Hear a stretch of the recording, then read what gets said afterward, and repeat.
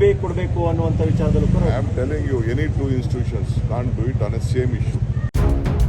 ನನ್ನ ಪ್ರಕಾರ ನನ್ನ ಕೇಸು ಇದೇ ರೀತಿ ನಡೀತು. ಈಗಾಗಲೇ ಲೋಕಾಯುಕ್ತದಲ್ಲಿ ತನಿಖೆ ನಡೀತಾ ಇದೆ. ಲೋಕಾಯುಕ್ತ ತನಿಖೆ ನಡೀತಾ ಇರಬೇಕಾದ್ರೆ ಬೇರೆ ಸಂಸ್ಥೆಯವರು ಮಾಡಕ್ಕೆ ಬರುವುದಿಲ್ಲ ಅನ್ನೋದು ಅನೇಕ ಜಡ್ಜ್ಮೆಂಟ್ಸ್ ಕೂಡ ಇದೆ. ಸರ್, ಹೇಳಿ. ಮುಖ್ಯಮಂತ್ರಿಗಳ ಪತ್ನಿಗೆ ಮತ್ತೆ ಸಚಿವ ಭೈರತಿ ಸುರೇಶ್ ಅವರಿಗೆ ಇಡಿ ನೋಟಿಸ್ ಕೊಟ್ಟಿದೆ ಸರ್, ಇದ್ರ ವಿಚಾರಕ್ಕೆ ಸಂಬಂಧಪಟ್ಟಾಗ. ನೋಡಿ, ಎಲ್ಲ ರಾಜಕೀಯ ಪ್ರೇರಿತ. ನನ್ನ ಪ್ರಕಾರ ನನ್ನ ಕೇಸು ಇದೇ ರೀತಿ ನಡೀತು. Two institutions can't do at A same time. ಈಗಾಗಲೇ ಲೋಕಾಯುಕ್ತದಲ್ಲಿ ತನಿಖೆ ನಡೀತಾ ಇದೆ. ಲೋಕಾಯುಕ್ತ ತನಿಖೆ ನಡೀತಾ ಇರಬೇಕಾದ್ರೆ ಬೇರೆ ಸಂಸ್ಥೆಯವರು ಮಾಡಕ್ಕೆ ಬರುವುದಿಲ್ಲ ಅನ್ನೋದು ಅನೇಕ ಜಡ್ಜ್ಮೆಂಟ್ಸ್ ಕೂಡ ಇದೆ.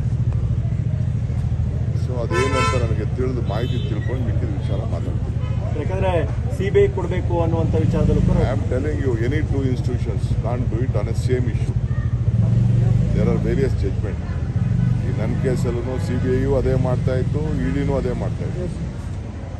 ಎರಡು ಆ ರೀತಿ ಮಾಡಕ್ಕೆ ಬರೋದಿಲ್ಲ ಅಂತ ಕೆಲವು ಜಡ್ಜ್ಮೆಂಟ್ಸ್ ಇದೆ. ಆ ಜಡ್ಜ್ಮೆಂಟ್ಸ್ನ ನಾನು ನನ್ನ ಕೇಸಲ್ಲಿ ಈಗಾಗಲೇ ನಾನು ಫೈಲ್ ಮಾಡಿದ್ದೀನಿ.